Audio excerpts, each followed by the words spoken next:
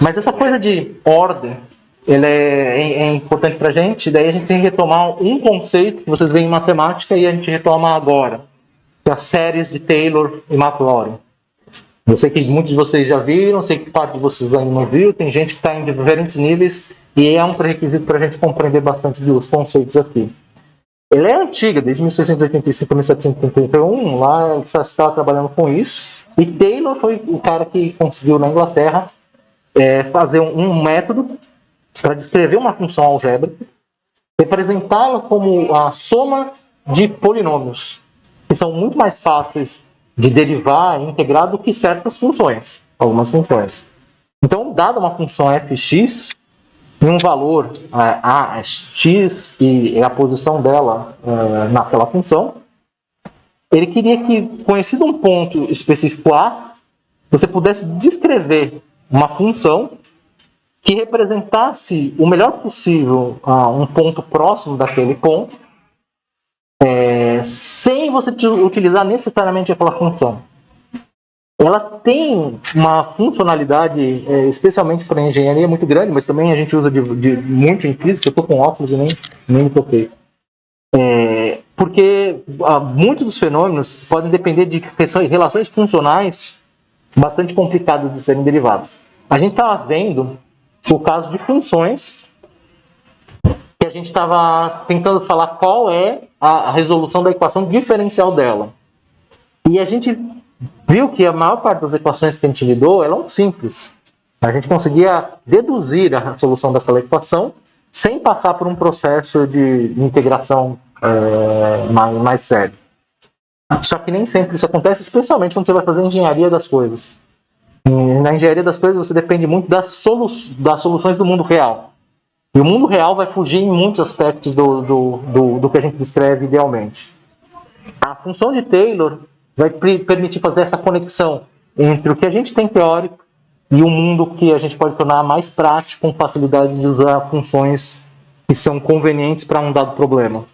Então, partimos desse ponto aqui, em que a gente tem então, a função f de x, um ponto dado para a posição x, e um ponto conhecido A, que a gente também conhece o resultado para ele, f de A. A primeira aproximação que a gente teria para fazer da função f de x é falar que a própria função f de x é f de A. Ela só é uma correção que a gente chama de ordem zero. É como se você estivesse tratando esta função como se fosse uma constante. Ser uma constante não é bom para todos os pontos, mas se você tiver um ponto A relativamente próximo de x, você simplesmente falar qual é o nível dela é bom.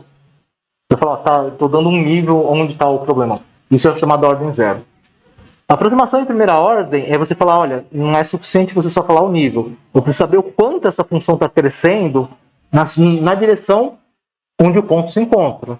E você pode fazer isso se você olhar esse triângulo que eu tenho aqui, AB, f de A, f de x. Porque daí você quer aproximar o que tem nesse ponto para este ponto, você pode falar que ele é um nível, mais uma certa inclinação que leva até o segundo ponto. Isso é feito, se você olhar aqui uma curva tangente, ela dá uma inclinação daquele ponto, e a gente tem essa inclinação dada pela função, não, vou chamar ela de φ, ou psi, né? essa letra grega psi, que é a inclinação. O quanto você vai ter que deslocar até chegar nesse segundo ponto, você pode fazer isso aproximando o ponto A, mais uma inclinação aplicada àquele ponto A, vezes o deslocamento entre A e X. Essa é a aproximação de primeira ordem. E o que vai acontecer de diferença entre o que você está aproximando e o ponto real, eu estou chamando dessa função f barra x, tem um tracinho aqui embaixo para distinguir ela. Eu estou aplicando essa função à função da inclinação da reta e estou medindo essa diferença entre essa posição do ponto e a representação, eu estou chamando de ponto C, né? E quero comparar essa distância entre C e o ponto esperado. Faço um zoom aqui nesse triângulo e defino essas funções. Eu tenho ψ como o ângulo, eu tenho aqui entre A e B a posição de x menos A, que é esse cateto desse triângulo, e eu tenho entre C e B a diferença entre f barra de x e f de a. Ótimo, a gente tem todos os elementos. Redesenhei também aqui, ó, entre C e D, esse ponto verdinho, um ΔF. É a variação da função entre que eu estou usando para representar a função real e a função a própria função real. Ou essa diferença que está aqui azul em vermelho, f de x, ao ponto onde ela é aplicada, menos f de a, onde ela é o ponto que você considerou a aproximação. Posso definir facilmente aqui a tangente desse ângulo. A tangente do ângulo vai relacionar todas as grandezas que a gente quer, né? Porque ela vai relacionar f de linha de x e f de a, a diferença, né, entre esses dois pontos, f de x menos fa, cateto adjacente, cateto oposto sobre cateto adjacente, x menos a, que está aqui embaixo.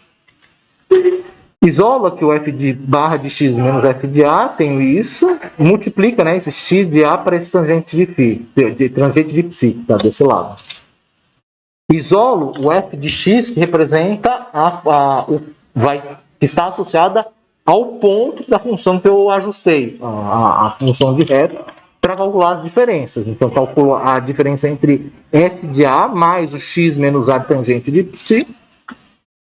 E eu atento a uma coisa. O tangente de psi, ela tem uma relação com o cálculo. Ela tem a ver com a tangente, a inclinação da reta no ponto onde ela é aplicada. Então, você tem tudo a ver com a derivada. A derivada te dá a inclinação de curvas sobre uma função geral que você esteja avaliando. Nesse caso, a função geral é f de x. Então, a tangente de psi pode ser descrita como a derivada de f de x. E eu estou usando essa notação índice A para dizer que está aplicada nesse ponto A. Porque a inclinação, como vocês podem ver, ela está alta e vai decrescendo ao longo da função f.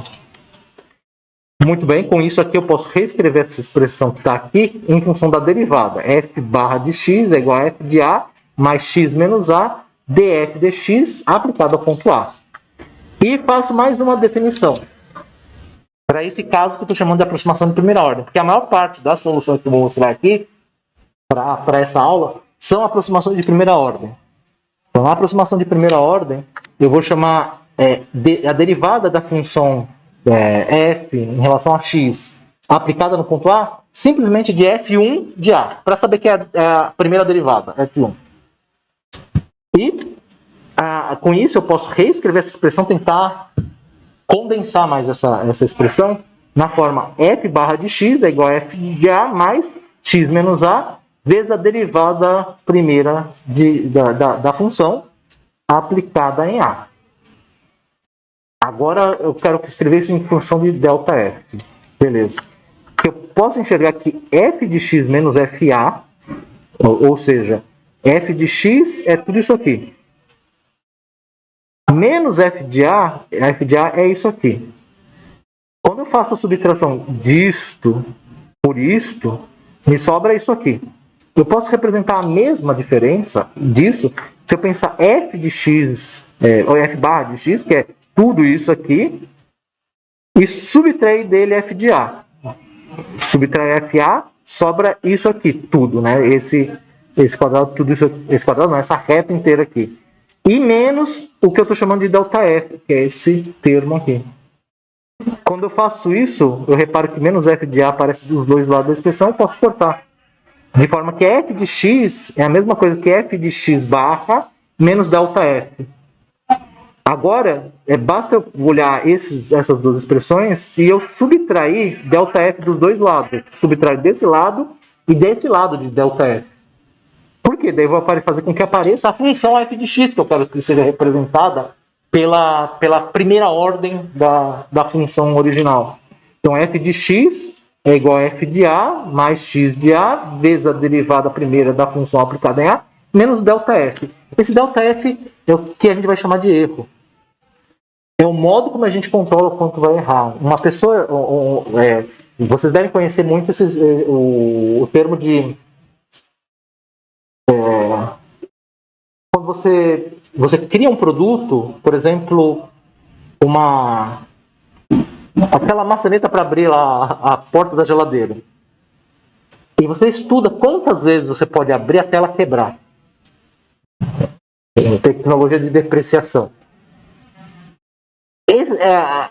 E sempre existe uma margem de erro sobre isso. Você quer controlar essa margem, porque você quer garantir que um usuário vai conseguir abrir o mínimo de vezes que é possível. Você sempre está trabalhando, quando você faz as suas aproximações, com esse delta F, de forma que você não caia nisso. Uma pessoa que bola um elevador e fala que aquele elevador suporta 90 quilos.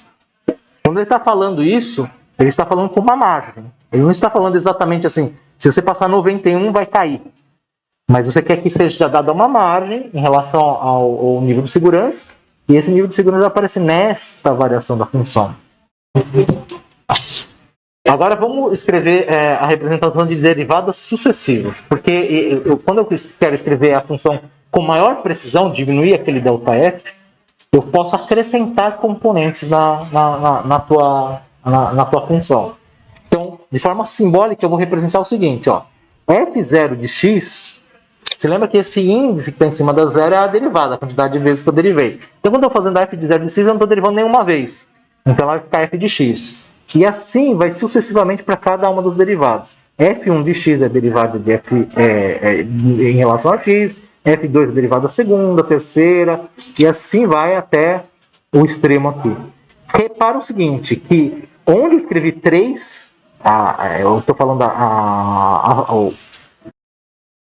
o modo de representar a função com a ordem 3, eu estou derivando 2 vezes. E isso aparece numa função geral, que eu vou colocar aqui índice i, né? Função, a ordem que eu estou considerando a ordem i, a derivada envolvida é sempre i menos 1. É só você olhar 3, 2, 2, 1, 1, 0. É sempre a derivada com uma ordem a menos. Então, eu vou... f de 0 de x é f de x. F de 1 eu posso representar para tirar todos esses colchetes e tudo mais. df0 de dx, df1 de dx, df2 de dx, e assim vai para simplificar a notação. Então, quando eu aplico essa função num ponto, é a parte prática.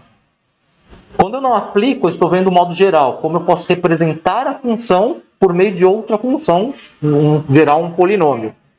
Quando eu aplico num ponto, daí eu vou ter lá, o ponto é o A, então f de 0 de A vai ser a mesma coisa que f de A, ou f de x aplicado em xa. F de 1 de A, derivada de f de 0, ou seja, derivada primeira. Na verdade, derivada primeira nada, né? Porque ela está em 0, em x0 é sem a derivada. Dx aplicado em xa. E assim vai. F2, derivada primeira, depois a derivada segunda, depois a derivada i menos 1, até o extremo. Então vamos construir uma função com Taylor usando polinômios. Vocês vão ver, obviamente, com oscilações, se torna conveniente outro meio de construir funções também. Não é só com polinômios que você pode fazer. Você pode construir séries somando senos e cossenos. E isso vai ser muito mais conveniente para trabalhar com ondas. Mas, como eu falei, vamos analisar só o polinômio, que é o caso mais simples. Quero representar a função, uma função genérica f de x, com uma soma polinomial, que vai ter um índice, um número, mais uma sequência de números que são os coeficientes, vezes a variável dependente a uma certa potência. Então, k1 vezes x, k2 x quadrado, k3 x3 e assim vai. Eu vou assumir aqui que o A, o meu ponto de referência é 0, mas eu sempre posso transladar ele para qualquer A. Então, de forma mais sucinta, eu posso compilar todo esse somatório como knxn, que é o polinômio. Se eu calculo as derivadas dessa função, você já consegue enxergar de primeira, né? Calcula a derivada primeira de f0 de x. Na verdade,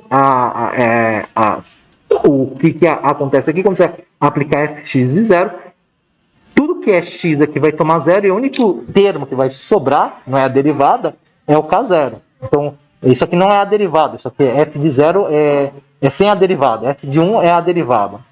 Então sobra o termo k0, é o coeficiente primeiro da série. Se eu ponho f de 1 de x é k1, o k0 morre na derivada.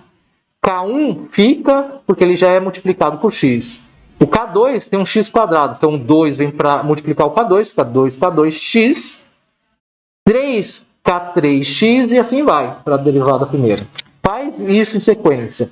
Derivada segunda.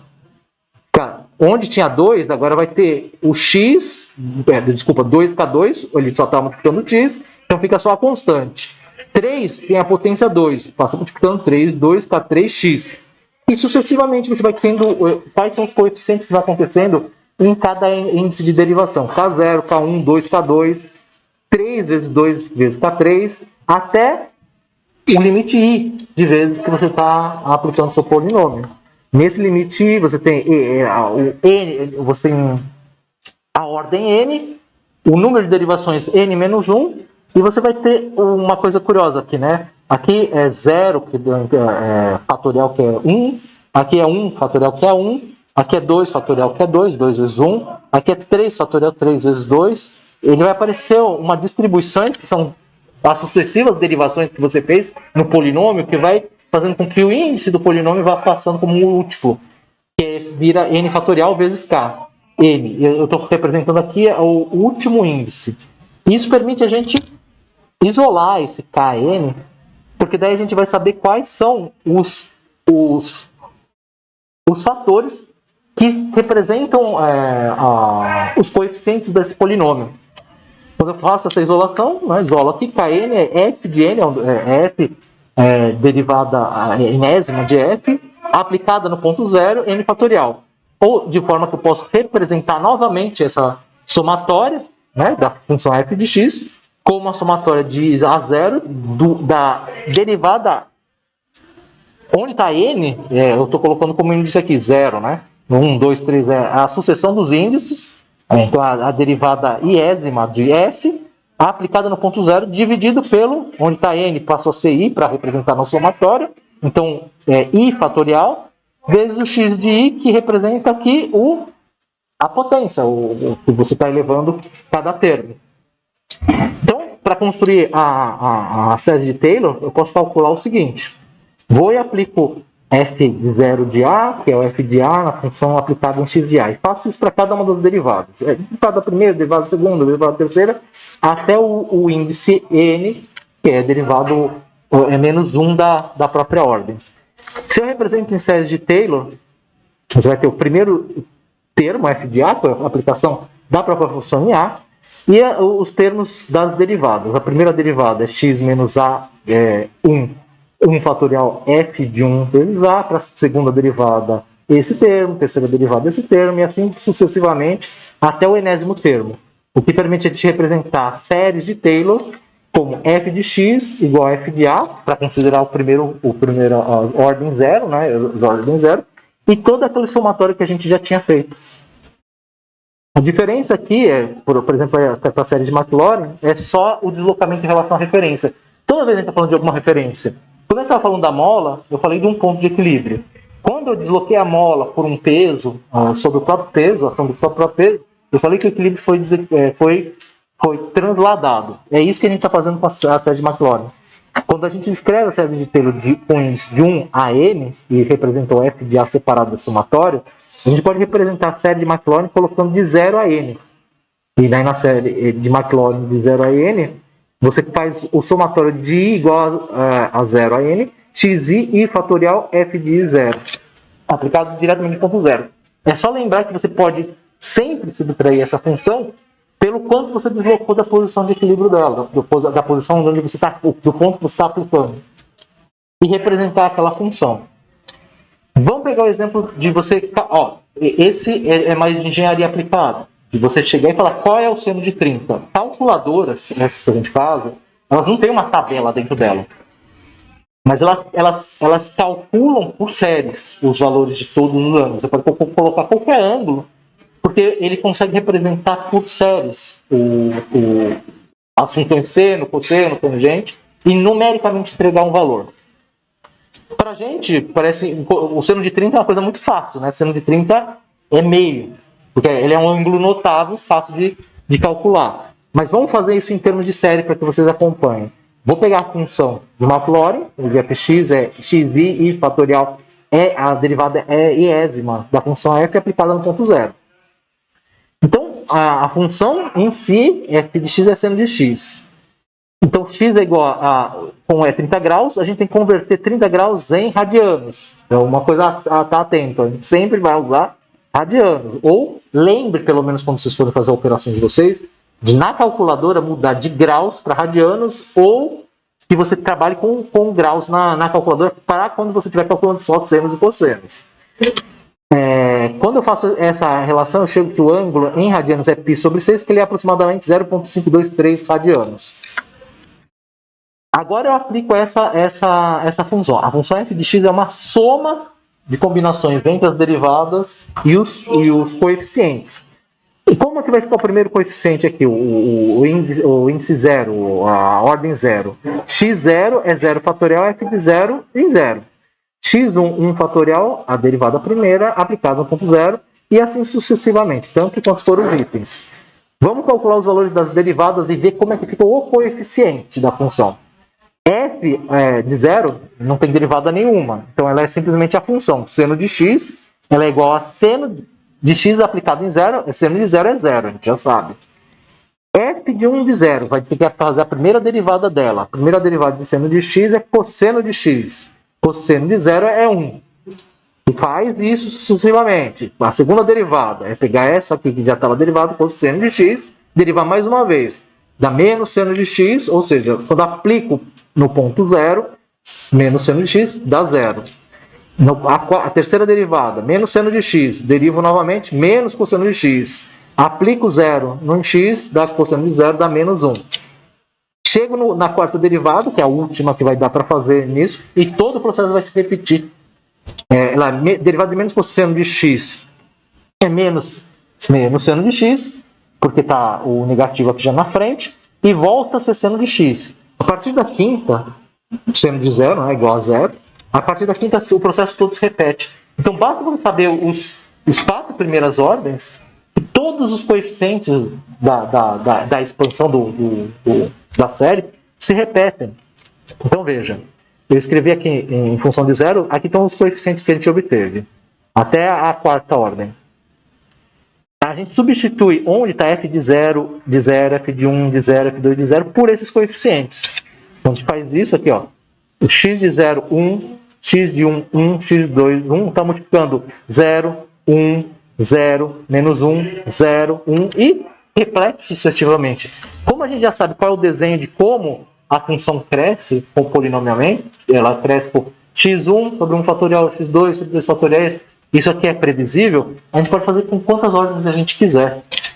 E aí, calculando aqui na quinta ordem, 0, porque aqui deu 0, o segundo termo deu x, o terceiro termo deu 0, o quarto termo deu x3 sobre 6, o quarto termo 0, o quinto x quinto sobre 120. Nota que a função seno, a gente está representando só por um polinômio, que ele é representado pelos índices de potências negativas sobre os fatoriais dos índices. Eu falei uma função com um polinômio que, ao invés de derivar ela, óbvio que a derivada de seno é simples. É simples porque a gente sabe que é cosseno algebricamente. Mas quando a gente vai fazer aplicada a um valor, a gente arrumou um jeito de colocar esse valor aqui dentro e com um polinômio calcular quais são os valores. Vamos fazer isso aqui para o f de x. A gente tinha falado de seno de 30. A gente partiu daqui, ó. Vamos colocar o valor de x dentro dessa expressão. E daí ela vai ficar esse x menos 0,563 vezes 6 ao cubo sobre 6, 0,5 blá blá blá, 6 elevado a 5, 120. E vamos ver com 3 ordens o que ela dá de resultado. Vai dar a soma de 0,5 menos 0,023 mais 0,03727. Está vendo que da ordem 0 para a ordem 1, para a ordem 2 e assim sucessivamente, a contribuição é cada vez menor. Isso vai ser significativo quanto mais precisão você quiser. Às vezes a gente tem controle sobre a precisão. Por exemplo, se eu subo numa montanha e bato o pé na montanha, eu não quero saber se a montanha diminuiu 1 milímetro ou aumentou 1 milímetro. Isso não faz diferença. Então você tem um índice de tolerância. E a função, as expansões de série permitem a gente controlar essa tolerância. Nesse caso, quando a gente faz essa soma, soma e subtração, ela dá 0,49992. Quanto era a seno de 30 mesmo? Ele falou meio. Então, em termos de aproximação, o erro é menor do que 0,00003. Se você representa esse porcentagem, tira 2 zeros, fica 0,003%. Com 3 órgãos apenas. Então tem funções que vão ter um comportamento, a função de seno converge muito rapidamente, e você pode, com um pequeno número de polinômios, representá-la. Tem uma coisa, está aqui mesmo, em sequência. Você pode fazer isso com qualquer função e criar uma tabela de aproximações para aquela função. Por exemplo, uma função do tipo 1 sobre x, ela é muito parecida com aquilo que acontece no potencial.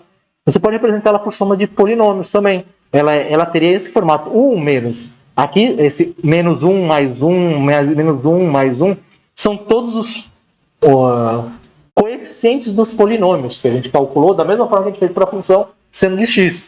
E aí você tem x menos 1, x menos 1 ao quadrado, x menos 1 ao cubo, menos x1 ao quarto, e assim você tem a representação da função x.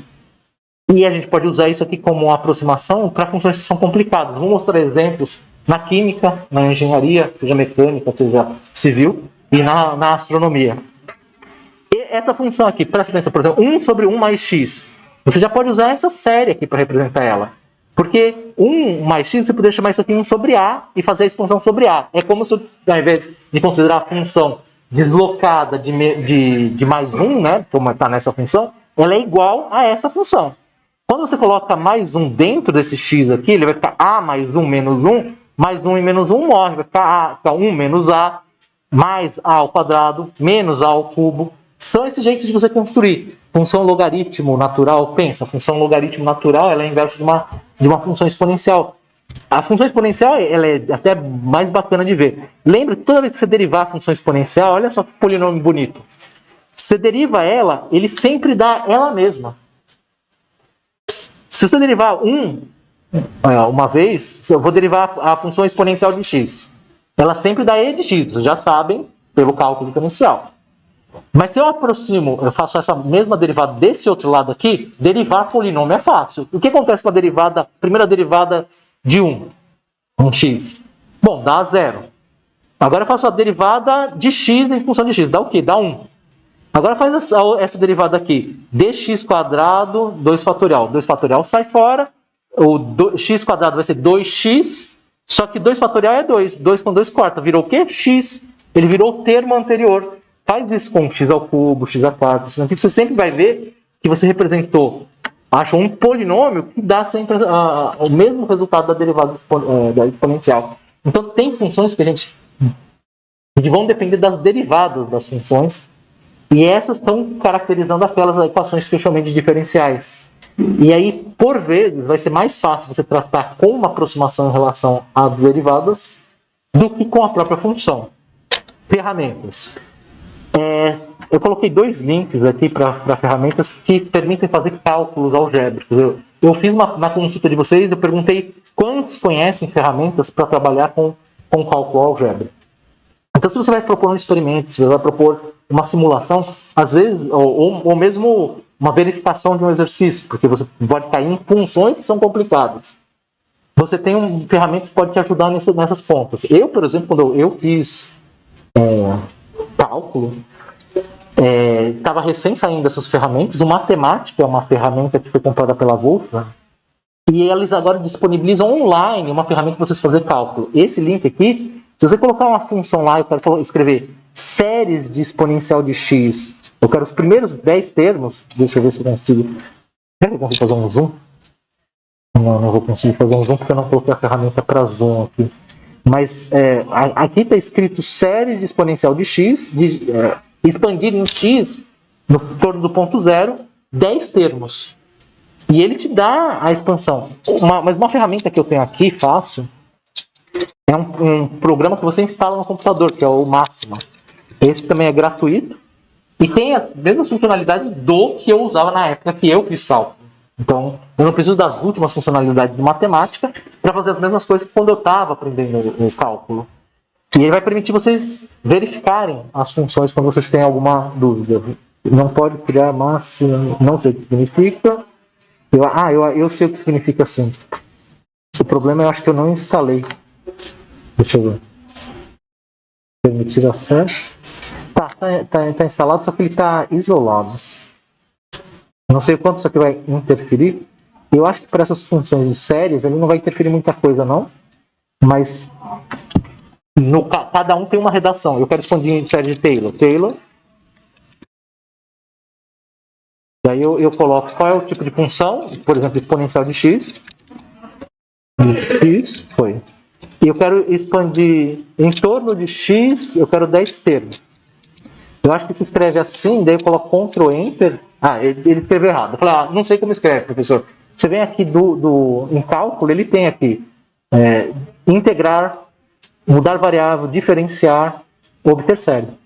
Vou por obter série, ele já tem um jeitinho redondinho de fazer isso aqui. Vou colocar exponencial de x. Vou falar que eu quero expandir em torno de x.